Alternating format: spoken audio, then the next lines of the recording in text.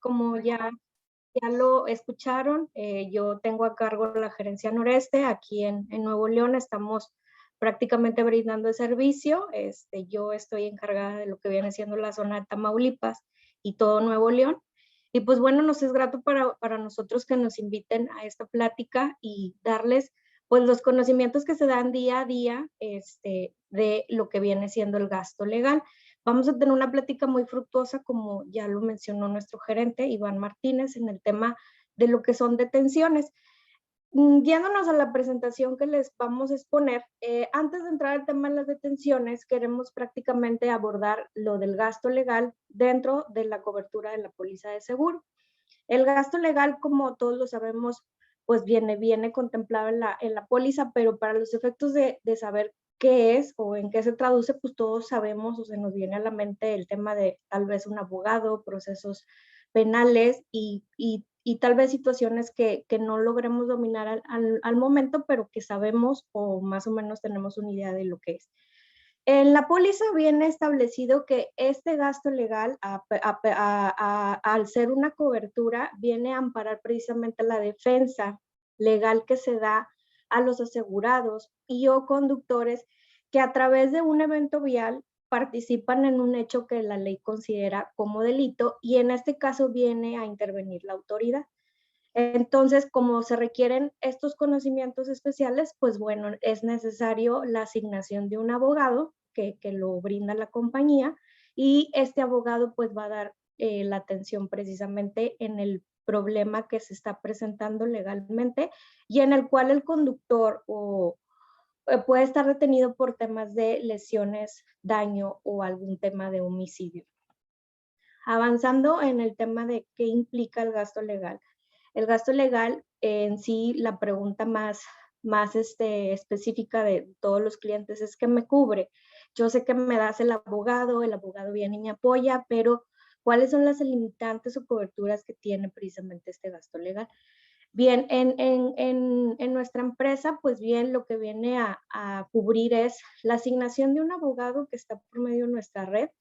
Este abogado va a ser nombrado por el ajustador y el ajustador a través de cabina se va a asignar. El abogado debe arribar al lugar donde se encuentre el conductor y de forma específica en lo que viene siendo las autoridades en las cuales se va a tener que dar una tramitación de liberación del conductor. El tema más importante y que nos hacen muchos de los clientes es yo voy a cubrir el pago del honorario al abogado y la respuesta es no, es un beneficio que tiene la misma cobertura y el tema del pago del honorario se da directamente a través de la póliza por tener esta cobertura. ¿Qué otra cosa me cubre? ¿Qué alcance tiene? Ya llegó el abogado, lo va a cubrir la compañía, ya tengo prácticamente ese beneficio. Pues bueno, dentro de la tramitación del proceso, que más adelante vamos a ver las pequeñas etapas en las cuales de forma urgencia se puede dar una intervención y una necesidad de algún depósito de tal vez alguna fianza, que anteriormente era una figura muy utilizada para liberar a los conductores. Hoy en día esta figura cambia con la nueva figura del Código Nacional y tiene una forma específica de depositarse. Pero estas fianzas sí están cubiertas precisamente por lo que viene siendo la cobertura y bien o mal también cubre lo que son gastos inherentes al proceso. A lo mejor, por poner un ejemplo, el tema de solicitar algún tipo de copias, a lo mejor en su momento solicitar algún peritaje que tengamos que nosotros promover, pues bueno, todos estos beneficios vienen contenidos con el simple hecho de que tengamos el gasto legal en nuestra cobertura. Bien, avanzando con el tema de la defensa legal se da, como ya lo mencioné, a través de lo que vienen siendo nuestros abogados, una red específica que a través a nivel nacional tenemos en Qualitas, 300 abogados en esta plataforma y un valor agregado que ya lo vamos a mencionar más adelante que viene siendo una especificación muy importante de Qualitas es que tenemos ya abogados especializados en juicios orales. Entonces, esto viene siendo un valor muy agregado a este gasto legal. ¿Por qué? Porque sabemos si en asuntos en los cuales se requieran un litigio, un desahogo juicio oral, pues bueno, vamos a tener la asignación de un abogado que nos va a estar acompañando de principio a fin. ¿Hasta qué momento el abogado me va a apoyar con el trámite? ¿Simplemente va a llegar, me va a asesorar, se va a retirar? No, realmente el abogado se va a quedar con el cliente de la mano desde inicio del proceso hasta lograr la conclusión del siniestro. El abogado va a tener que velar durante el asesoramiento o acompañamiento todos los recursos necesarios que sean necesarios e importantes presentar. Va a ser necesario que él verifique y vea el tema del análisis de la responsabilidad para determinar si va a haber algún pago o va a haber algún litigio que en efecto vayamos a tener que agotar. Y pues bien, el abogado va a estar acompañando todo esta guía del proceso, retroalimentando precisamente al conductor de todas las etapas que tengamos que deshogar en el proceso. Avanzando con el tema de otro de los beneficios que contempla el gasto legal es que por el hecho de tener cobertura, abarcamos lo que viene siendo la pensión. Está en específico nuestras condiciones. Cada condición tiene de forma específica la cobertura de pensión, pero de forma genérica podemos indicar que trae una cobertura de 30 a 50 UMAS. Más adelante les vamos a hacer el conocimiento de cuál es el valor que hoy en día tiene el UMA. La UMA tiene un valor por año y estos 30 o 50 UMAS se multiplican por esa cantidad y pues bien, esto viene a ser como un beneficio que se le otorga a nuestros clientes cuando su unidad ha sido detenida y al momento de hacer una liberación ante las autoridades, la compañía otorga precisamente este beneficio, ¿verdad? De apoyarlos en lo que viene siendo en la cantidad que se genera por la estadía del vehículo en uno de los corralones que el municipio haya asignado para que la unidad quede en resguardo, hasta que el abogado, en conjunto con el cliente, hagan la operación de la liberación de la unidad. Bien, avanzando con el otro beneficio es que tenemos que dentro de los procesos, una de las preguntas que realmente viene siendo la reina es ¿en qué momento se me va a cancelar el deducible? Si yo lo pago, se me reembolsa el deducible. Y pues bueno, Qualitas tiene el beneficio dentro del gasto legal de, a pesar de no terminar el proceso legal, tenemos precisamente el reembolso de este deducible con lo que viene siendo una determinación de autoridad que defina que el cliente, en este caso el conductor, es el afectado, o bien exista un dictamen pericial de la autoridad en el cual definan que el conductor es afectado. Entonces, a pesar de que sabemos que en el proceso existe este dictamen y que la etapa de apoyo legal no ha concluido, el cliente se le puede hacer este reembolso y el proceso sigue su curso sin ningún inconveniente para el cliente en este tipo de beneficio. Bien, vamos a entrar en el tema de las detenciones. Ya conocimos un poquito lo que viene siendo el gasto legal, qué me ampara, cómo se asigna el abogado, en qué momento va a llegar el abogado y cuál es el tiempo en el que el abogado va a estar conmigo. Día a día se vienen estas preguntas que los clientes nos hacen y nos dicen por qué me detuvieron, por qué me llevan a practicar dictámenes. Y pues bueno, la respuesta prácticamente está en lo que nuestro protocolo en cuanto al reglamento y ley nos rigen en el tema de accidentes viales. Un tema que especifica la forma y proceso de las detenciones desde el lugar del accidente, pues como primer rubro tenemos el reglamento de tránsito del estado. Importante mencionar que en cada estado viene a especificar de forma concreta cuáles son los lineamientos y seguimientos que se tienen que dar. En específico, en este caso vamos a hablar de Nuevo León, y Nuevo León, pues en su reglamento de tránsito tiene precisamente la referencia de que en el artículo 130 nos define cuáles son los momentos en los cuales se va a tener que dar la detención. En este momento le voy a ceder el uso de la voz al licenciado Edgar, quien es una importante persona porque tiene mucha experiencia en el campo. Él se desempeñó como agente del Ministerio Público en el estado de Coahuila. Y pues bien, lo voy a dejar a él que dé este tema de detenciones y yo voy tomando nota de lo que vienen siendo sus preguntas. Importante que las hagan notar, no importa que ustedes digan, ay, voy a hacer una pregunta y puede ser muy simple, no importa, lo importante es que lo podamos aclarar y ustedes puedan tener la retroalimentación. Bien, avanzamos, licenciado Edgar, con lo que viene siendo las detenciones.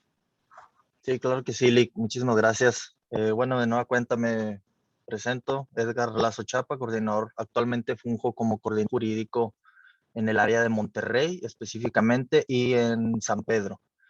Continuando con el tema respecto a la detención, dices, ¿por qué se da ese momento de la detención? Bueno, existen tres fundamentos en la ley que no podemos dejar de lado o que son muy importantes para ver justificar, o más bien que la autoridad necesita para justificar una detención, ya sea de una persona o de un vehículo.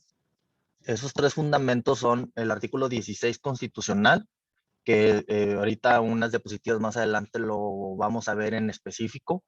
Este es un dispositivo muy importante porque, bueno, de acuerdo a la jerarquía de las leyes que existe en el país, la Constitución pues es la ley máxima y de ahí bajan todas las demás leyes federales, reglamentos estatales, municipales, etcétera. En específico, en el reglamento de tránsito homologado para el estado de Nuevo León, en su artículo 130, fracción quinta, establece los supuestos del por qué se va a detener un vehículo.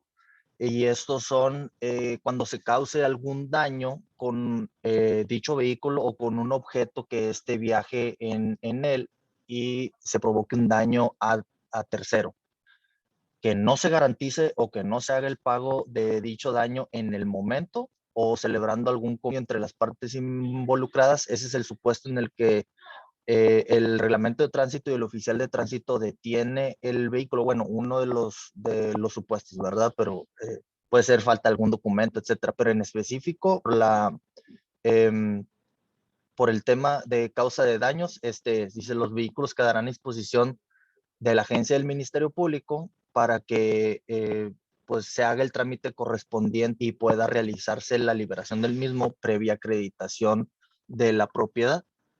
Dice, ahora bien, la detención se realiza por hechos viales en los cuales se despliega una conducta por el tránsito de algún vehículo, por el manejo de un vehículo, y se ocasionan tres delitos: lesiones culposas, homicidio culposo o daño. ¿Qué significa culposo?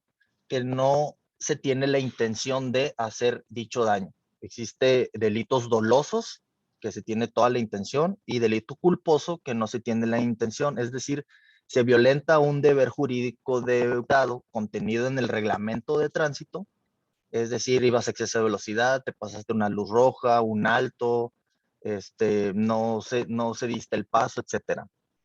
Esos son puestos en los que contempla el reglamento de tránsito y se relacionan con el Código Penal del Estado de Nuevo León para poder configurar o que se configure algún delito en específico. En estos tres en específico, lesiones culposas, homicidio culposo y daño en propiedad ajena culposo, son los que se contemplan para al momento en que tienen lugar, que la autoridad pueda detener con fundamento al vehículo y al conductor. Dice, estos delitos imponen, dentro del Código Penal del Estado de Nuevo León, se le impone una multa y una sanción privativa de la libertad. Ahora bien, avanzando, es uno más, Lick, si me ayuda. Ese es.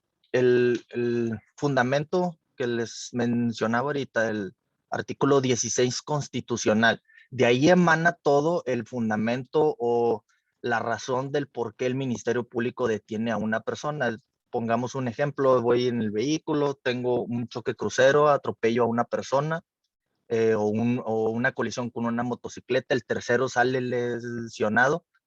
Ahí se está ocasionando un delito en ese momento, que es el delito de lesiones. Hasta ese momento no tenemos la clasificación jurídica, es decir, si son lesiones que ponen en peligro de muerte, si son lesiones leves, si son lesiones graves, si dejan cicatriz perpetua en la cara, etcétera.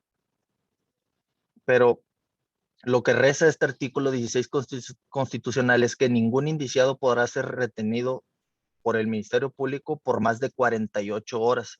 Este es el plazo fundamental y primordial que debemos de tener siempre cuando se detiene a una persona. El Ministerio Público tiene la facultad de detenerlo o de retenerlo hasta por 48 horas.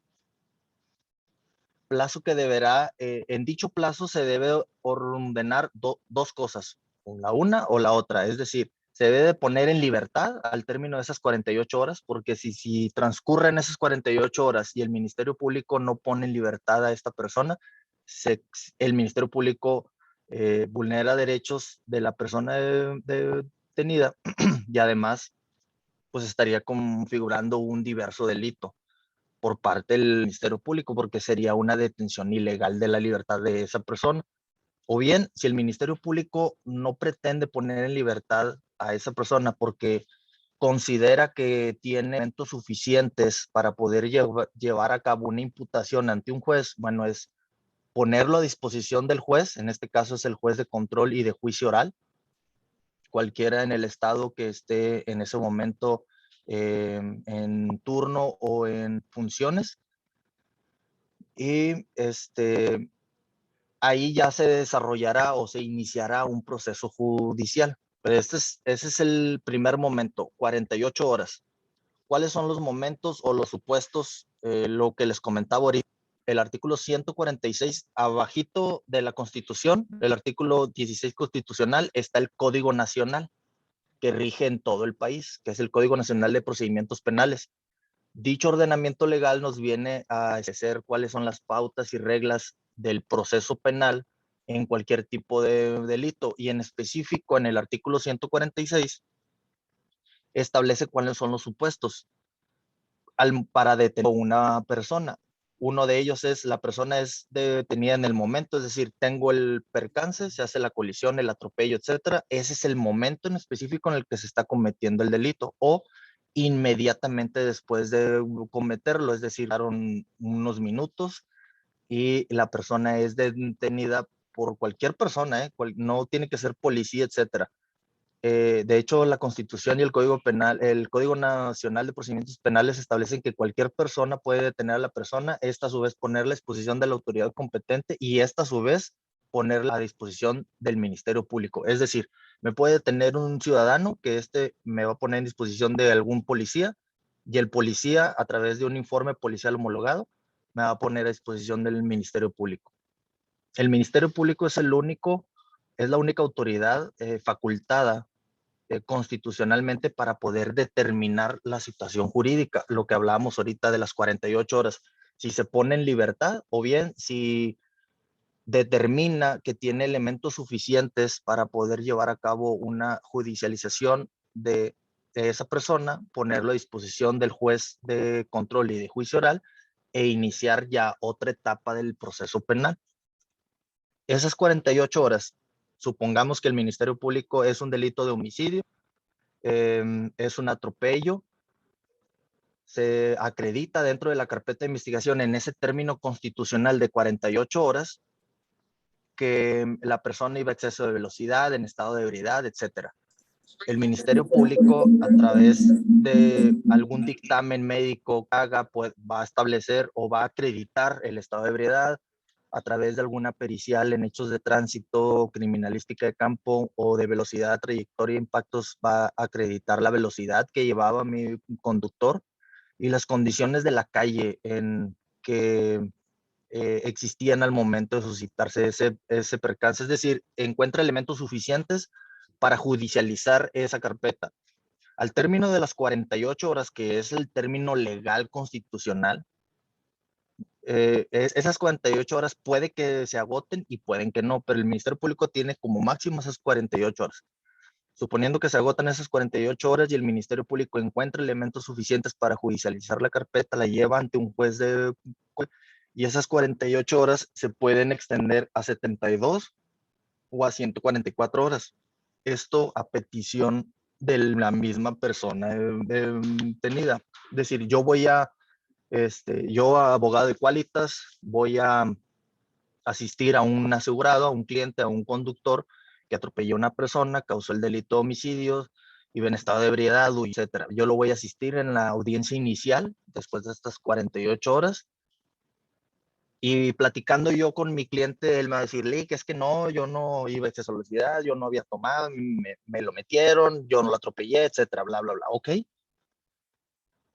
Esa persona tiene derecho a que se oferten pruebas dentro del proceso para acreditar su inocencia. Entonces, para desahogar esas pruebas testimoniales, alguna pericial, etcétera, el tiempo de la audiencia inicial no va a bastar. Entonces, al momento en que se desarrolla la misma, el juez le va a cuestionar si es su deseo que se resuelva su situación jurídica en el momento, es decir, en esa misma audiencia, que el juez determine si encuentra elementos suficientes para vincularlo a proceso, es decir, que se inicie ya un proceso formal y una investigación formalizada en contra de él, o bien se acoge al beneficio de la suspensión, que es de 72 horas, suspensión de la audiencia inicial nada más, de 72 horas para preparar las pruebas y al momento en que se reanude la audiencia, ofertarlas y desahogarlas, o bien la duplicidad de ese término, que son 144 horas. Este término es únicamente exclusivo de la persona detenida. Nadie más puede hacerlo. No puede solicitarlo el Ministerio Público, no puede solicitarlo la víctima, no puede solicitarlo nadie. Es nada más entre el detenido y su abogado por alguna estrategia jurídica que vayan a tener. Vamos a poner los 3 escenarios. La persona dice, no quiero que se me resuelva en el momento. Se resuelve en el momento que renuncia a su periodo constitucional y se desarrolla la audiencia, se lleva a cabo eh, y se vincula a un proceso. Resuelve su situación jurídica en ese momento de la audiencia. Suponiendo que desea apegarse el término constitucional de las 72 horas, bueno, se suspende en ese momento la audiencia y se preparan pruebas. Al término de esas 72 horas se ofertan y se desahogan las mismas, acreditar alguna circunstancia que nos beneficie o bien en la duplicidad de ese término, que son las 144 horas. Hasta este momento, eh, dentro de la carpeta de investigación, nuestro abogado, que es regla general que siempre se hace al momento en que es turnado algún detenido, lo primero que es, bueno, es apersonarse ante la persona, ante la instancia en la que esté, ya sea el Ministerio Público, en mi caso, en Monterrey, las, eh, las instalaciones del CODE de la Fiscalía están en tránsito de Monterrey, ahí en Avenida Lincoln, sea, va personalmente, sea la hora que sea, somos abogados 24/7, se presenta con el cliente, le hace una explicación de todo el proceso legal que hay y procede a acreditar el arraigo del conductor. ¿Qué significa esto? Aportar datos y pruebas, documentos al Ministerio Público para referirle o acreditar dentro de la carpeta de investigación que esta persona que está detenida tiene un arraigo en el Estado y no se va a sustraer de la acción de la justicia. Es decir, al momento en que sea puesto en libertad al término de las 48 horas o antes, puede ser a las 24, existe la garantía que no se va a sustraer del proceso, vaya, que sí va a seguir compareciendo, a, aportando pruebas a través de su abogado, etcétera. Pero sí es muy importante esto. Acreditar el arraigo, eso es lo que hace el abogado primeramente. Se pone en contacto con el conductor, se pone en contacto con el asegurado, se pone en contacto con los familiares de la persona detenida para que le hagan llegar documentos para poder que el arraigo. ¿Cómo se acredita este arraigo? Credencial de lector, licencia de conducir, comprobante de domicilio, alguna carta de trabajo. Inclusive en ocasiones yo lo que hacía también era que declarara el Ministerio Público testimonialmente a algún familiar, sea su esposa, su hermana, su mamá, alguna prima, para que en dicha diligencia aportara esas pruebas, esos documentos y además que declarara cuánto tiempo tenía viviendo en dicho domicilio, en dónde trabajaba, cuánto tiempo tenía trabajando, etcétera. Es decir, que dicha persona tiene un arraigo y un asentamiento en el estado de Nuevo León que va a garantizar precisamente eh, la presencia de esa persona dentro del proceso penal. Existen dentro del proceso Sí, existen supuestos o agravantes, situaciones que suceden del mismo que se pueden dar, que como su nombre lo indica, pueden agravar, pueden dificultar un poco la defensa de la persona, de nuestro conductor, de nuestro asegurado, etcétera. Una de, como lo mencionaba hace unos momentos, una de ellas es conducir en estado de ebriedad o conducir en estado inconveniente, puede ser algún tipo de droga, etcétera. El reglamento de tránsito establece que no se puede realizar ninguna conducción de vehículos automotores en estado inconveniente, sea este el que sea. Y la otra situación es que dicha persona huya inmediatamente después de haber ocurrido el siniestro, es decir, el atropello, las lesiones, el homicidio, etcétera, y eso lo toman como un agravante. Ese agravante, a la postre, cuando el Ministerio Público solicite una judicialización de la carpeta de investigación, pues lo va a hacer ver al juez y hace que la penalidad sea un poco mata y la situación es un poco más difícil para poder llegar a un arreglo, para poder concluir el expediente, etcétera. Entonces sí, siempre la recomendación es regla de oro, permanecer en el lugar, siempre sí o sí, no pasa, pues ahora sí, a veces entendemos que las personas entran en pánico, entran en miedo, etcétera, y huyen, pero esto simplemente hace que la situación se agrave un poco más. Y aún así, por ejemplo, se da algún supuesto de atropello, esta persona huye, es detenida 3, 4 horas después y puesta a disposición del Ministerio Público, el Ministerio Público va a hacer ver eso, que la persona huyó del lugar de los hechos con la intención de evadir la acción de la justicia, lo que implicaría una prisión preventiva oficiosa, perdón, una prisión preventiva justificada. ¿Qué significa esto? Ahorita más adelante vamos a ver lo de las medidas cautelares. Al momento en que está judicializado el expediente y vinculan a proceso a dicho conductor, el conductor existe datos de prueba que indican que huyó del lugar de los hechos y se acredita dentro de la carpeta del Ministerio Público, eh, hace ver dicha situación, el Ministerio Público va a solicitar al juez prisión preventiva justificada, es decir, eh, dentro del Código Nacional de Procedimientos Penales existe un catálogo de medidas cautelares. ¿Qué significa esto? Son acciones o medidas que el juez toma para garantizar la presencia del imputado dentro de la carpeta de investigación o dentro del proceso judicial. De ese catálogo, ahorita más adelante lo vamos a ver, son como 15 aproximadamente. Existe la firma periódica, arraigo domiciliario, abstenerse de molestar a la víctima, testigos, etcétera. Y una de ellas es la prisión preventiva. Hay prisión preventiva oficiosa, es decir, que por el simple hecho del delito se va a dar. Estamos hablando de secuestro, alguna violación, homicidio doloso, etcétera.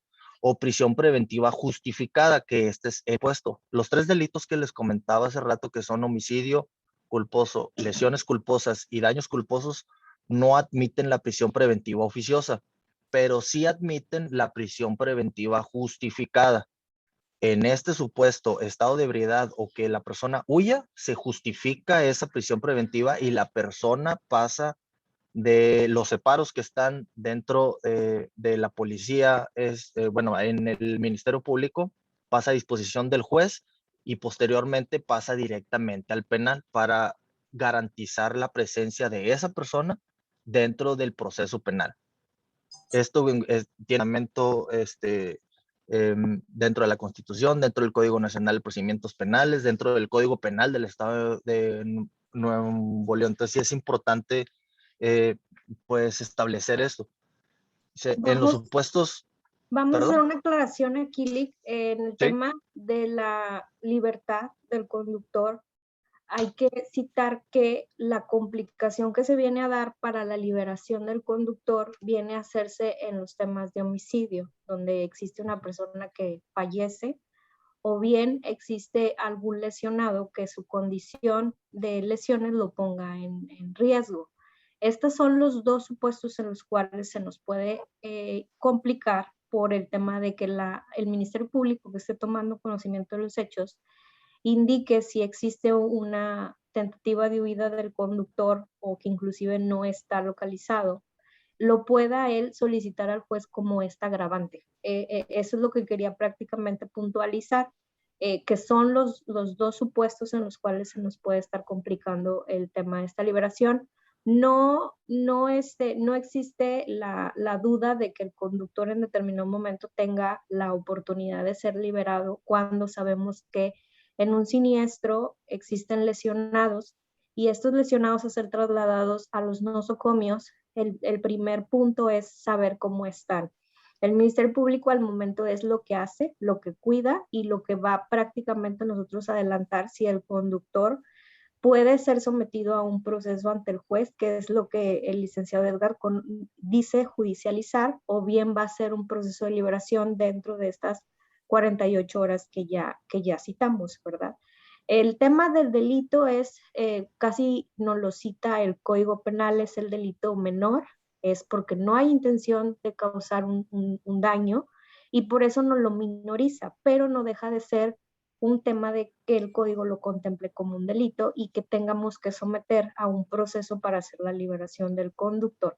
Importante citar que el conductor tiene la garantía de la libertad en cualquier etapa de la investigación, pero estamos regidos con este término, ¿no? Y lo importante es que el abogado siempre se va a personar, siempre va a tener un contacto íntimo tanto con el conductor como los familiares para estarles guiando cuáles son las opciones más rápidas para hacer la liberación del conductor.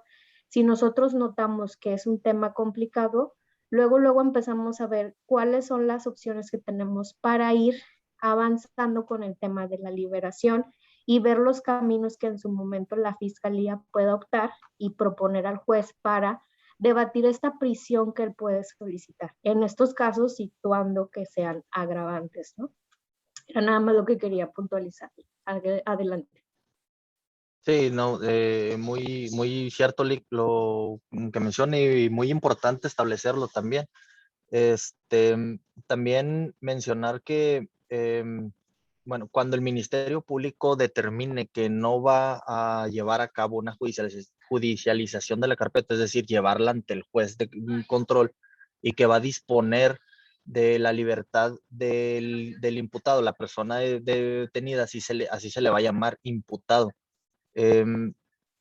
Podrá disponer alguna medida de protección en los términos del Código Nacional de Procedimientos Penales, que es abstenerse de molestar a la víctima, a los testigos, realizar cualquier acto que vaya a obstaculizar la investigación, vaya. Una vez en este supuesto, cuando el Ministerio Público decrete la libertad del imputado, lo prevendrá, además de lo que ya se mencionó, de no molestar a la víctima, testigos, etcétera, a comparecer cuantas veces sea necesario ante dicha autoridad para la práctica de diligencias, ya sea alguna ampliación para que rinda su declaración, que es su derecho rendir su declaración o no. Es decir, así como lo mencionábamos ahorita, el artículo 16 constitucional, existe otro artículo que es el artículo 20 constitucional, que toda persona detenida tiene derecho a guardar silencio y no se le va a tomar esto en contra. Esto es lo mejor que en un proceso penal se puede hacer. Me apego al beneficio del artículo 20 constitucional. ¿Esto para qué? Para no darle datos o no dar, ahora como se dice coloquialmente, feria de más al Ministerio Público para ayudarle a que integre su carpeta de investigación en contra de mi defendido ahí. O sea, es decir, tú, Ministerio Público, tienes toda una maquinaria de peritos, tienes una maquinaria de policía investigadora, haz las diligencias que estimes pertinentes para que establezcas que yo soy el responsable de dicho hecho. A la par, yo también tengo derecho de aportar mis propias pruebas, etcétera. Sí que avanzamos, que el siguiente es respecto, no, es más, bueno, el de las medidas cautelares, lo que hablábamos ahorita. Estas medidas cautelares serán impuestas mediante resolución judicial por el tiempo indispensable, por el tiempo que decrete el juez al momento de la audiencia inicial, puede ser 15 días, un mes, 2 meses, 3 meses. Para asegurar la presencia del imputado dentro del proceso. Es decir, para garantizar la presencia del imputado dentro del proceso, o sea, evitar que se sustraiga de la acción de la justicia. 2, para que no culice la investigación. 3, para que se abstenga de molestar víctimas y ofendidos o algún testigo. Esas son las razones del por qué se impone una medida cautelar a una persona detenida, vaya. El juez podrá imponer medidas cautelares a petición del Ministerio Público y de las víctimas u ofendido en los casos previstos en el Código Nacional de Procedimientos Penales cuando concurran las siguientes circunstancias. Lo que mencionábamos ahorita, la persona es detenida, se concluyen las 48 horas, se llevan a cabo, ahora pasamos a otra etapa que ya no es ante el Ministerio Público, ahora es ante un juez penal, e inicia la audiencia inicial. Esta audiencia inicial tiene diferentes etapas. La primera es formulación de imputación. Esto significa que el Ministerio Público le hace el conocimiento al juez de que una persona existen indicios de que una persona cometió un delito, un hecho que la ley señala como delito y que esa persona fue la que lo cometió, aunque sea un indicio mínimo. Si el propio imputado sacó término constitucional, que era lo que hablábamos ahorita de las 72 o las 144 horas para poder aportar pruebas en su defensa, y se haya vinculado a un proceso posteriormente a la formulación de imputación, se le hace saber al imputado si es su deseo que se resuelva en ese momento su situación jurídica en el término constitucional de 72 horas o en la duplicidad de dicho término, que son las 144 horas. Suponiendo que el imputado decide que se resuelva en ese momento, bueno, pasa ahora a otra etapa que se llama vinculación a proceso, que era lo que llevábamos ahorita, o lo que hablábamos ahorita es que hace del conocimiento a la persona detenida que se le va a seguir una investigación formalizada ya. Él ya va a tener pleno conocimiento de que existe una carpeta de investigación en su contra por el delito tal, y que además tiene acceso a dicha carpeta en cualquier momento, solicitar alguna prueba, solicitar copias, etcétera. La puede consultar las veces que él quiera. Y posteriormente a la vinculación a proceso, viene del punto de las medidas cautelares. De ahí es donde se debate qué medida cautelar es la más pertinente para que se continúe el proceso penal.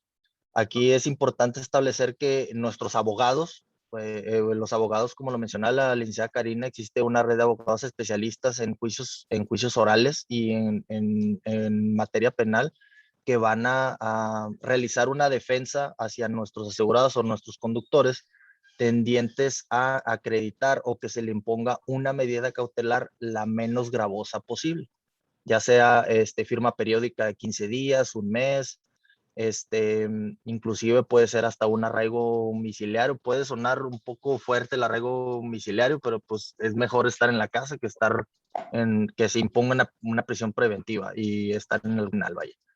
Vamos a hacer aquí una aclaración. En el tema de la libertad que cita, si se fijan, son dos supuestos de liberación. Nosotros la situamos en la liberación ante la autoridad investigadora o bien la liberación ante autoridad judicial, que son estas dos diapositivas. Para una mejor comprensión, la autoridad investigadora nos va a dar una libertad dentro de las 48 horas. Y esas 48 horas no es nada más por tenerse, como ya lo dijo Edgar. En esta etapa se desahogan ciertos datos de prueba para establecer principalmente cómo está lesionado, si la persona resultó lesionada, o bien hablando de un delito de homicidio, el saber o conocer cuáles son las causas que dieron origen al siniestro. Puede suceder que nuestro conductor sea presunto afectado y haya fallecido alguna de las personas. Bueno, ¿cómo vamos a liberarlo? Es este término de 48 horas a través de la autoridad investigadora. Si en algún momento el dictamen pericial llega a ser a favor y que nos establezca que en efecto el punto es que nuestro conductor está siendo procesado por este delito, más sin embargo, existe una causa del accidente y existe un presunto responsable.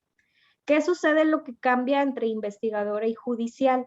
Judicial es que, en efecto, el Ministerio Público que tiene detenido al conductor establece que existe participación en el accidente vial como presunto responsable. Eso es lo que el licenciado Edgar cita como la etapa en la cual el Ministerio Público le va a decir al juez, oye, tengo un conductor detenido y este conductor causa estos hechos viales y en este hecho vial, pues la conclusión es que resultó alguien lesionado de gravedad o bien desafortunadamente haya fallecido.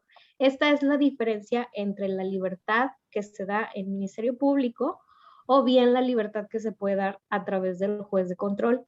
Importante, aquí el factor es simplemente el tiempo. Sí que para veces nuestros clientes es un factor importante porque ellos están en una sala de espera, no están prácticamente viendo todo ese envolvimiento de la investigación, más sin embargo sí es importante que nosotros como agentes conozcamos qué es lo que está detrás de estas 48 horas y saber hacia dónde vamos a llegar, ¿no? El abogado siempre va a priorizar el liberar al conductor lo más pronto posible, no obstante que tengamos conocimiento que existe un término constitucional, él siempre va a velar por buscar la opción más rápida de liberar al conductor para precisamente darle la satisfacción conforme nos lo dice la ley, que él puede obtener su libertad. Lo que ahorita va a abordar Edgar es bien importante. La medida cautelar entra ya con un juez de control porque el Ministerio Público dice, lo voy a llevar con un juez de control porque el delito que tengo, pues, él lo considera necesario agotar ante el juez de control. Y pues bueno, a veces las disyuntivas que se dan y lo más gravoso en este caso es que el Ministerio Público va a decir, yo quiero a tu cliente sometido al proceso a través de una prisión privativa. ¿Qué quiere decir? Pues como el nombre lo dice, ¿no? Que el conductor se mantenga detenido. Entonces nosotros siempre vemos cómo fue el accidente, la cooperación que tuvo el conductor, la acreditación de que cuenta con domicilio en el estado que se cometen los hechos, que es lo que se llama el arraigo, y nosotros vamos viendo también testimoniales de familiares o vecinos de la conducta del conductor, el modo honesto de vivir. Esto va ayudando a que el juez en su momento nos vaya a escuchar y vaya a decir sí, sin ningún problema, no lo vamos a dejar detenido, pero te vamos a dar otra opción para que tu conductor se someta al proceso. Importante indicar que es más que nada el que vaya guiando el conductor el proceso durante todas las etapas de estas. Hubo una diapositiva donde señalábamos comparecer cuantas veces sea necesario. Esto sí es bien importante indicarles a nuestros clientes que sí deben de apoyarnos a estar presente en todas estas audiencias. ¿Por qué? Porque el juez en su momento o inclusive el Ministerio Público puede estar enviando citatorios y si no va la persona, pues sí puede haber algún tema de que posteriormente solicite alguna orden de comparecencia y pues bueno, es un acto de molestia, ¿no? Y que puede agravar la situación de nuestro mismo conductor si no colabora con esta participación que tenemos ante las autoridades. Esto era lo que prácticamente quería agregarle. Adelante con el tema de las medidas. Sí, muchísimas gracias. Sí, ahorita más adelante lo vamos a ver cuáles son las obligaciones del asegurado, pero sí es muy importante lo que establece que pues sí es importante establecer que nuestro asegurado, bueno, debe de existir una comunicación bastante activa entre el abogado asignado y el asegurado para precisamente cuando, si logramos esa libertad dentro del término, ya sea de las 48 horas ante el Ministerio Público o ante sede judicial, es decir, ante un juez, pues bueno, puede que le lleguen algunos citatorios, algunas diligencias a su domicilio. Bueno, es importante que pues el cliente siempre tenga la comunicación abierta con el abogado, ya sea con el abogado asignado, ya sea con el coordinador o con la gerente jurídico para poder eh, entablar o establecer una estrategia jurídica de defensa. Continuando con el tema de las medidas cautelares, la diapositiva que se proyecta actualmente es en específico el catálogo que contempla el Código Nacional de Procedimientos Penales respecto a esto. La prisión preventiva, perdón, las medidas cautelares, si se fijan en la número 15, es decir, la última hasta mero abajo, es la prisión preventiva. Nosotros, como cuerpo jurídico especializado del Qualitas, siempre vamos a establecer porque esa sea la última.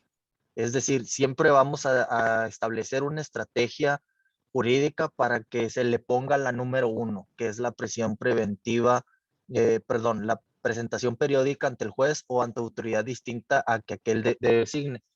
Actualmente, ahora ya con el cambio que hubo del nuevo sistema de justicia penal, se creó una autoridad que se llama Unidad de Medidas Cautelares. Esta unidad de medidas cautelares, el imputado, al momento en que se le ponga una medida cautelar de presentación periódica, va a acudir ante esa autoridad a realizar una firma, y es más que nada hacerle ver o hacerle saber, pues aquí estoy presente, no me he sustraído de la acción de la justicia y sigo continuando con el proceso penal a través de abogado, etcétera. El embargo de algún bien, pueden, en este en específico que es la conducción de vehículos automotores, bueno, que se saque de la circulación dicho vehículo para realizar alguna pericial dentro a tu vehículo, etcétera. Y así un catálogo. Hay algunas que no aplican a nuestros supuestos, pero en específico establecer que esa prisión preventiva pues es la más gravosa, es la última en establecerse, pero no significa que no pueda establecerse. O sea, es decir, existen condiciones que si se dan, se puede establecer una prisión preventiva y posteriormente se puede solicitar un cambio de dicha medida, pero ya es un poco más complicado que se pueda dar. Entonces, sí es importante establecer o siempre, bueno, pues explicar a nuestros clientes cuáles son los alcances, cuáles son, qué deberían de hacer al momento de que ocurra un accidente, etcétera, y alguno de este tipo de delitos. Continuando con la siguiente diapositiva, habla sobre detenciones de unidades. ¿Cuál es el fundamento ya? Hace rato hablábamos el fundamento del reglamento de tránsito, ahora ya nos estamos yendo un poco más arriba, que es el fundamento del Código Nacional de Procedimientos Penales en su artículo 239, que refiere los instrumentos, objetos o productos del delito, así como los bienes en que existan huellas o pudieran tener relación con este, siempre que guarden relación directa con el lugar de los hechos o del hallazgo, serán asegurados durante el desarrollo de la investigación a fin de que no se alteren, destruyan o desaparezcan. En este caso, en este supuesto en específico de nosotros, lo que hace es que los vehículos automotores son detenidos y precisamente se realiza un peritaje, en algún momento se llama fijación fotográfica, toman peritos oficiales de la fiscalía, toman fotografías de todos los ángulos del vehículo para establecer cuáles son los puntos de impacto, cómo fueron, etcétera, para en determinado momento hacer un dictamen pericial y establecer las causas de dicho siniestro. De igual forma, dicho artículo establece que tratándose de delitos culposos ocasionados con motivo del tránsito de vehículos, lo que hablábamos ahorita, estos se entregarán en depósito a quien se legitime. Esto es para cuando ya nosotros vamos a solicitar la liberación de dicho vehículo. Ojo, únicamente se puede solicitar la liberación del vehículo el propietario del mismo. No puede hacerse ninguna otra más. O si se hace a través de otra persona, tiene que ser mediante carta poder notariada. No puede ser carta poder simple, no puede ser un escrito simple, nada más firmado, etcétera. Tiene que existir una certeza para la autoridad de que el vehículo se le está devolviendo al legítimo propietario de dicho bien. Este, Previo a la entrega de dicho vehículo, el Ministerio Público se cerciora de los siguientes puntos: que el vehículo no tenga reporte de robo, punto importante. Dos, que el vehículo no se encuentre relacionado con otro hecho delictivo, es decir, que no exista otra carpeta de investigación por otros hechos en otro momento que estén ligados a dicho vehículo. Tres, que se haya dado oportunidad a la otra parte de solicitar y practicar los peritajes necesarios. Y cuatro, que no existe oposición fundada de la devolución de dicho bien, es decir, que la víctima no comparezca ante el Ministerio Público y se oponga para que se devuelva. Estableciendo esas cuatro condiciones dentro de, o cuando ya el vehículo está puesto a disposición del Ministerio Público, se lleva a cabo la devolución del mismo. Cuando el vehículo está pues detenido y puesto a disposición de tránsito, de la autoridad de tránsito municipal, los requisitos son básicamente los mismos, es acreditar la propiedad, y siempre con documentos originales para que dicho bien sea devuelto al propietario o mediante alguna tercera persona, pero que se ha establecido mediante carta poder notariada. No puede ser carta poder simple, no puede ser alguna otra situación. Sí tiene que ser forzosamente la persona propietaria del vehículo, es decir, la que aparezca en la factura, o bien esa persona que le otorgue poder a una diversa, pero ante notario público. De otra forma, no va a ser posible llevar a cabo alguna liberación del vehículo, ya sea ante tránsito o ante el Ministerio Público. Si quiere, continuamos, Lick, para ver los requisitos. Son los requisitos para documentar y acreditar la propiedad para que pues no sea de vuelta. Factura original, todos estos documentos son en original y factura. Si el vehículo ya está liquidado, si el vehículo está financiado, es carta factura. Dicha carta factura es importante establecer que no tenga un plazo mayor a 30 días y que no contenga la leyenda que es para trámite de placas. Muchas veces cuando sacamos un vehículo a crédito nos entregan dicha carta, una carta factura para poder plaquear el vehículo y establecen leyenda tal cual. Bueno, esa carta factura no nos sirve para este trámite porque dicha carta factura fue hecha específicamente para eso, plaquear el vehículo. Nosotros comparecemos ante la financiera, la agencia o el que nos haya dado el crédito, solicitando una carta factura y establecer importante que no contenga la leyenda que es para trámite de placas, que no la contengan y con eso es válido. Tarjeta de circulación vigente, identificación oficial del propietario, ya sea ahí o licencia de conducir. En el caso de personas morales, es el poder notariado para pleitos y cobranzas y comprobante de domicilio. Al momento en que nosotros vayamos a llevar a cabo la liberación del vehículo, pues es importante que se van a pagar las infracciones, se van a realizar las periciales emitidas y lo que hablamos ahorita, que no existe oposición fundada de la víctima y que la unidad no esté vinculada a un diverso delito. Sí, ahora sí, importante. ¿Cuáles son las obligaciones del asegurado en caso de siniestro? Como lo mencionábamos ahorita, notificar si se recibe algún citatorio, denuncia penal, demanda civil y o mercantil de la autoridad, dando aviso a través de cabina nacional para que dentro del término de las 24 horas, para que a su vez le sea asignado al abogado. O si ya tiene abogado asignado, bueno, pues que le dé aviso inmediatamente, que le tome una foto a la diligencia que le están enviando a su domicilio para que el abogado la analizar y poder establecer que le haga una explicación. Mira, no es nada malo, es esto nada más, o sabes que sí tenemos que comparecer, vamos a ir tal día, etcétera.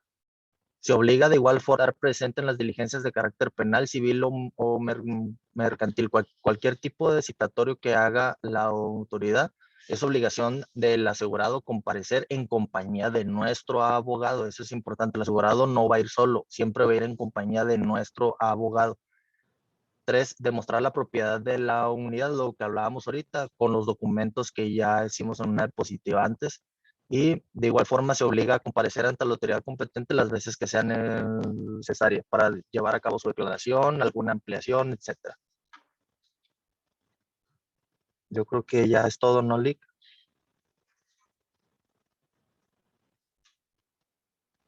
Tiene el micro cerrado. Sí, perdón. Si quieres, nada más Ok. déjame explicar el tema de las indemnizaciones y Ok. el tema de los nuevos abogados de proceso. Bien, ahorita que se platicó el tema de las medidas cautelares, nada más vamos a hacer un poquito de mención, regresándonos un poquito a las diapositivas.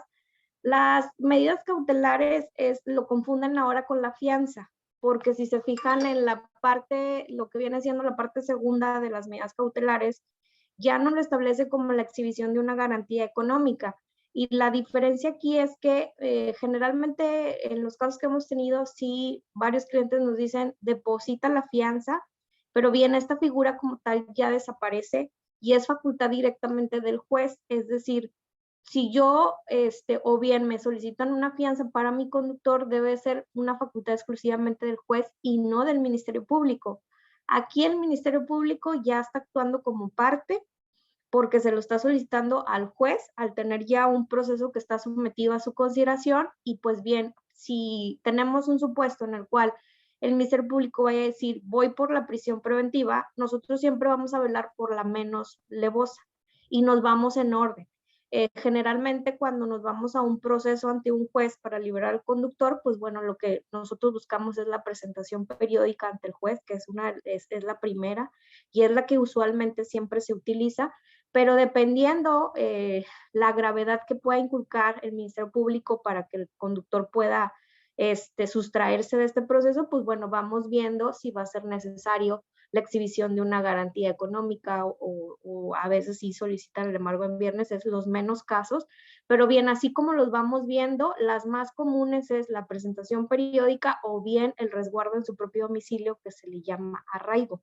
El mantener al conductor en su domicilio le da potestad a que prácticamente el proceso lo lleve en su domicilio, no le dan autorización de salir a menos que se justifique que es una persona que trabaja el horario, y el juez a veces otorga estos permisos para que la persona haga su labor de trabajo, pero la garantía es que prácticamente el conductor respete lo que el juez llegue a decretar en este tipo de medidas. Simplemente quería hacer esta diferencia porque sí se usa mucho el tema de la fianza, pero bien, la fianza en este nuevo proceso desaparece y ya se le llama la exhibición de una garantía económica, y recuerden que siempre va a ser a potestad del juez, no del Ministerio Público, a pesar de que él tiene la facultad de solicitárselo ya como parte en un proceso, ¿no? Bien, hablando del tema de las indemnizaciones, como bien nuestro gerente comercial nos indicó, darles a conocer ustedes las bases generales del cual estamos hablando en el tema de muerte. Cuando una persona llega a fallecer con motivo del accidente vial y nuestro conductor ya con un dictamen pericial en forma que nos sitúa como un presunto responsable, pues bien, tenemos que hablar de una reparación del daño. Esta reparación del daño, ¿de dónde viene? ¿Cómo la sacamos? ¿Cómo hacemos el cálculo? Bien, la misma ley nos lo cita. Y el primer parteaguas es el Código Penal del Estado de Nuevo León. El Estado de Nuevo León nos fija que para poder hacer la reparación del daño, que es la indemnización por muerte, habla también de perjuicios, pues tenemos que fincarlo en lo que dice la Ley Federal del Trabajo y el Código Civil. Sé que son muchas leyes, sé con muchos artículos, pero bueno, queremos simplificarlo un poquito más para ustedes y pues bueno, la operación aritmética que nos señala la Ley Federal del Trabajo, que es la que rige en la entidad federativa, nos sitúa el apoyo de 5,000 días de salario.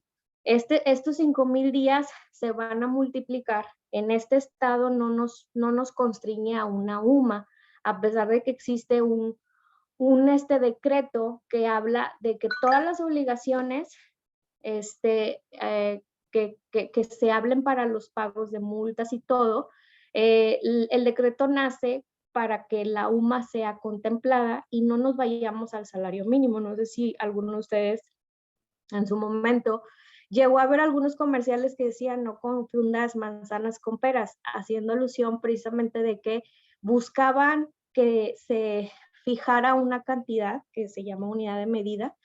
Esta cantidad se fijara para toda la obligación en general, hablando de multas, sanciones, pues bueno, también habla de obligaciones federales y en este caso hablamos de la Ley Federal del Trabajo, que es la que sitúa cuáles son los puntos sobre los cuales se debe hacer las indemnizaciones, porque así lo agarra el Código Penal del Estado. Entonces, como no lo tenemos constreñido a la UMA, nosotros hacemos el pago conforme al salario mínimo que se establece en lo que viene siendo las tablas del INEGI y que hoy en día está a 141.70. Al hacer una operación aritmética de los 5,000 UMAS, que así lo establece la ley en el artículo 502, al hacer la operación al salario mínimo nos arroja la cantidad por indemnización por muerte de 708,500. Esto es por persona fallecida en el lugar del accidente. Hoy en día se está dando el tema de que varios asesores, a través de lo que son las víctimas, al fallecer una persona, a quien se le hace el pago es a un beneficiario, y ese beneficiario pues tenemos que ver la calidad que está ostentando para hacer la reclamación de esta indemnización, dependiendo si hablamos de un esposo que se considera que falleció, pues bueno, viene siendo la esposa, y así en el tema de los hijos, es dependiendo cada persona. y verificamos que esta acreditación de beneficiario sea para que la persona que le vamos a ofertar este pago sea la persona que directamente resienta lo que viene siendo el pago de la reparación del daño. Nosotros tenemos de forma interna el apoyo con nuestra área civil que ve todo el tema de situaciones civiles. Y pues bueno, para hacer un pago de indemnización por muerte, hacemos un contrato que obliga precisamente a agotar la vía penal, pero como tenemos alguna situación que también deriva en nuestro Código Civil por una reparación del daño que civilmente es la más gravosa, más aquí en Nuevo León, porque nuestro Código Civil nos constriñe a que existe una reparación subjetiva que deriva precisamente de un delito, y esta reparación objetiva no es reclamable a nuestro conductor, sino también lo es reclamable al propietario del vehículo. Entonces existe la posibilidad de que existan la interposición de demandas civiles para hacer la reclamación de estas obligaciones, y que en efecto el Código Civil pues sí establece el cuádruplo de la cantidad que acabamos de indicar, lo que sube a 2.834.000. Esto se lo decimos de forma general, cada caso es especial. ¿Por qué? Porque tenemos que ver la persona fallecida si era una persona que trabajaba, el salario que ganaba. En algunas ocasiones nos hacen reparaciones del daño integrales que hablan desde lo que dejó de percibir la persona al momento del fallecimiento, lo que pudo haber vivido y lo que está dejando de percibir. Pero lo único que queremos es hacerles connotar la diferencia de una vía con otra. En la materia penal, pues bien, deriva de un accidente que no fue con la intención, pero que lamentablemente fallece una persona, y los beneficiarios van a venir a hacer la reclamación de esta reparación del daño. Y las formas que nosotros hacemos para el tema del pago, pues es como conforme al código, y el código del Estado pues sí nos obliga a un salario. Entonces, por eso estamos precisamente ofertando lo que viene siendo conforme a salario, y por la gravedad que tenemos en el tema de alguna otra demanda civil. Cuando ya existe una demanda civil en algún tipo de siniestro, también tenemos abogados especializados en esta materia que vienen siendo los abogados civilistas, y ellos también van a guiar precisamente a nuestro cliente con lo que viene siendo la contestación de la demanda y todo el proceso que se guía a través de este juicio que viene siendo netamente civil. A veces podemos tener las dos vías abiertas, la penal, que es a través de esta integración de una carpeta. La carpeta no es nada más que una serie de documentos que le llamamos diligencias, y es donde el Ministerio Público va haciendo actuaciones, o el juez penal. Y en el caso de una demanda civil, pues bueno, ya ellos en su momento acreditan que quieren hacer valer la reparación subjetiva que deriva del siniestro, y que lo van a hacer directamente a algún propietario. Y pues bueno, las reclamaciones sí son distintas, pero siempre buscamos en sintonía, tanto una vía u otra, buscar la solución más factible, y precisamente atendiendo las negociaciones. Existen unos estados, como lo es Tamaulipas, a cargo de la suscrita. En el estado de Tamaulipas, simplemente por mencionar, tiene la codificación establecida UMAS, y casi generalmente los estados ya se están generalizando en este tema. Este código del estado de Tamaulipas refiere un margen muy, muy simple en cuanto a indemnización en el tema de un accidente vial, que lo sitúa entre 1,095 a 3,000 UMAS. Entonces, el costo de cada indemnización es mucho menor a la que nos dice el estado de Nuevo León. Entonces, en este punto simplemente queríamos pues hacerles del conocimiento, más que nada la diferencia, en qué casos se dan y cuál viene siendo el fundamento. Recuerden siempre que las dos vías pues son distintas, a veces pueden sobrevivir ambas, pero siempre buscamos precisamente, si vamos a terminar una vía, que la otra vía se vaya también a concluir, y que evitemos el riesgo al cliente a través de esta celebración de convenio que se suscribe en notaría con el beneficiario, y prácticamente se indica cuál es la cantidad a recibir, y que en esa diligencia se compromete a pasar por la diligencia ante el juez o ante el Ministerio Público para hacer un otorgamiento de perdón, que viene siendo la conclusión ya del asunto a través de la reparación del daño que se hace a estos beneficiarios. Y pues bien, el punto más a recalcar hoy en día es que ya lo hemos citado en varias ocasiones en esta reunión, que tenemos la figura de un abogado especializado. Ahorita esta figura viene a ser una fortaleza jurídica, un valor agregado a nuestra atención. ¿Por qué? Porque es una de las primicias en compañía que lanza esta nueva forma de dar una atención legal.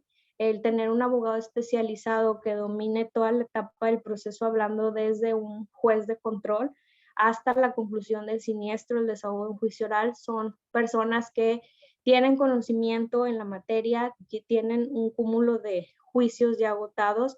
Inclusive la compañía pues ha apoyado al desahogo de ciertos cursos y pues bueno, varios de ellos ya también tienen la figura de ser ex ministerios públicos, entonces conocen y dominan precisamente todo lo concerniente a una defensa, dentro de las cuales el conductor pues esté inmiscuido dentro de la carpeta de investigación. Entonces esto se está lanzando prácticamente, ya tenemos un mes con esta figura, y sí, en todos los casos en los cuales observemos que hay una intervención de un juez, hacemos el nombramiento de este abogado, que es la forma en cómo opera hoy en día. Se asigna un abogado especializado, el abogado va a acudir a la audiencia o precisamente a la instancia del Ministerio Público para guiar a nuestro conductor en la etapa en la que se encuentre para desahogo de las diligencias correspondientes. Bien, por el momento ya por nuestra parte ha sido la plática que teníamos preparado para ustedes en el tema de vienen siendo las detenciones, quisimos abordar el gasto legal y pues bueno, darles a conocer esta nueva figura que ya a nivel nacional tenemos en la compañía y que hoy en día estamos dando atención a nuestros clientes en asuntos especiales. Muchísimas gracias, Lee. Muchas gracias por la aportación, la verdad, bastante preciso y muy claro.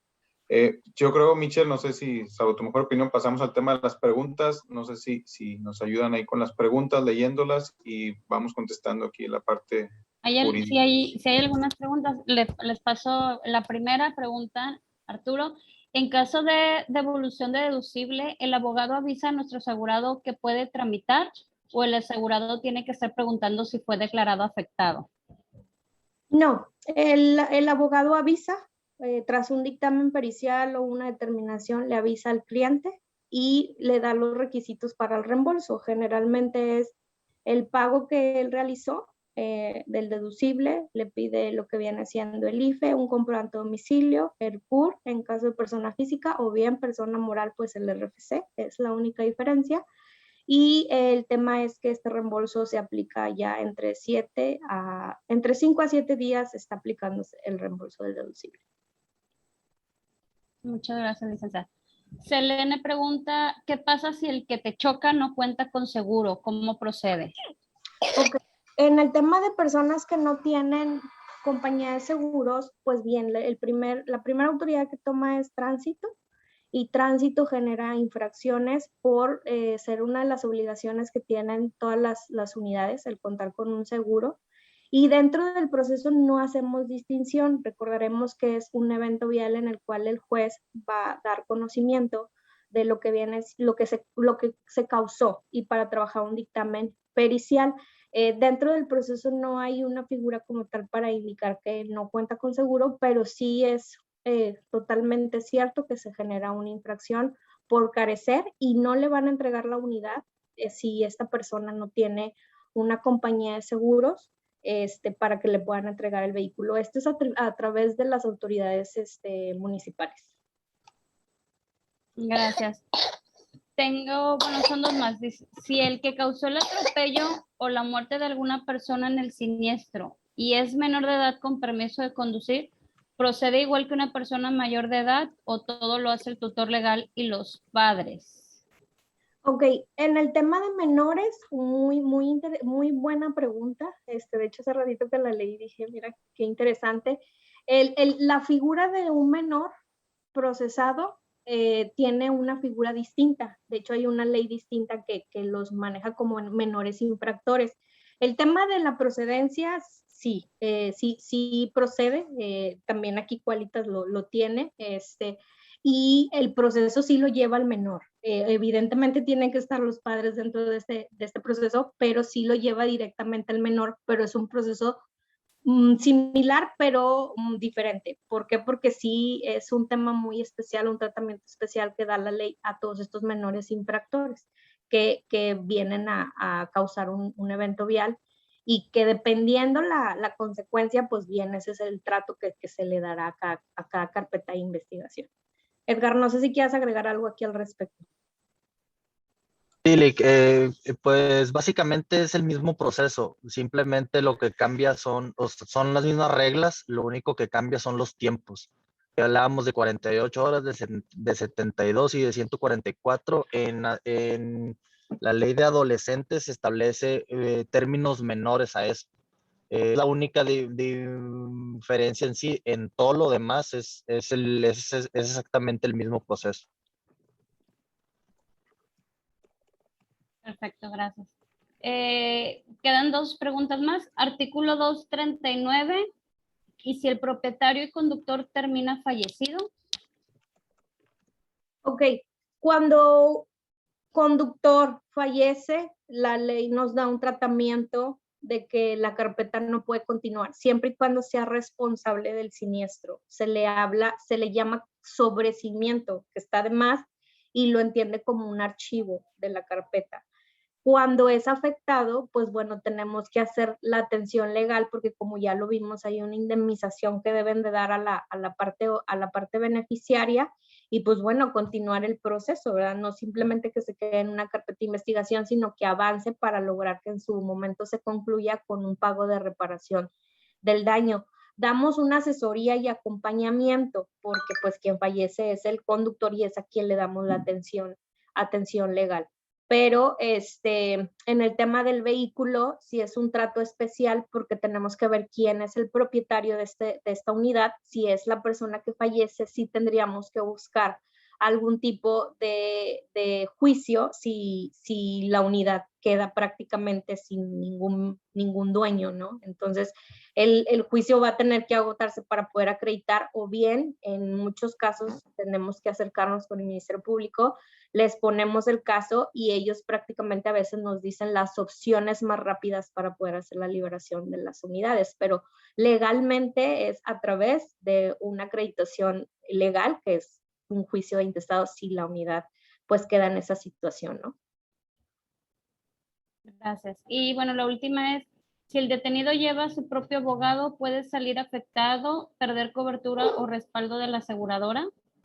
Sí, en estos casos, cuando sí lo tiene la póliza cubre el tema de que el cliente opte por un abogado de su contrato. Hay muchos beneficios que no se agarran de la póliza, como ahorita ya lo señalamos, ¿no? A veces un abogado, por dar una premura o una práctica respuesta pronta, hace acuerdos que no siempre los podemos sostener. ¿Por qué? Porque tenemos que conocer en raíz cuál es la responsabilidad que se acae a nuestro conductor. Entonces, es un beneficio, pero no prácticamente lo recomendamos porque los acuerdos que se puedan llegar no siempre los podemos nosotros considerar y no es tanto perder la cobertura, sino que es limitada, o sea, tiene ciertos límites. A lo mejor el abogado va a hacer algún tipo de cobro de honorarios y la póliza tiene un tope en el tema de reembolso de honorarios.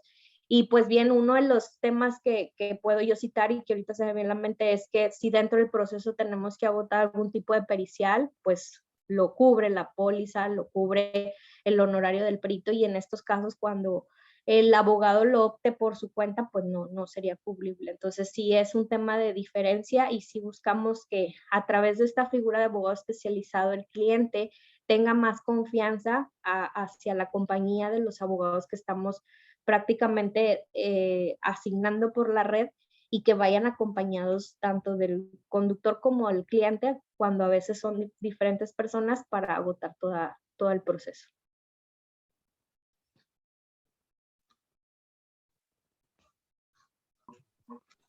Si no mal recuerdo, eran todas las preguntas. No sé, igual y si alguien tiene alguna otra, puede abrir micrófono y hacerla, aprovechando los últimos minutos. O si no tiene ninguna otra duda, pues de nuestra parte sería todo. Excelente. ¿No hay ninguna otra pregunta?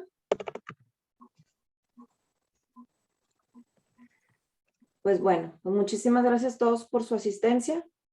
Al equipo de Qualitas, muchísimas gracias. Súper, aquí tengo algunos comentarios que muy interesante todo. Entonces, bueno, esperemos que para todos los agentes sea de mucha utilidad. Y bueno, si surge alguna otra pregunta o duda, ya los buscaremos a Iván o a Ana, ya directamente.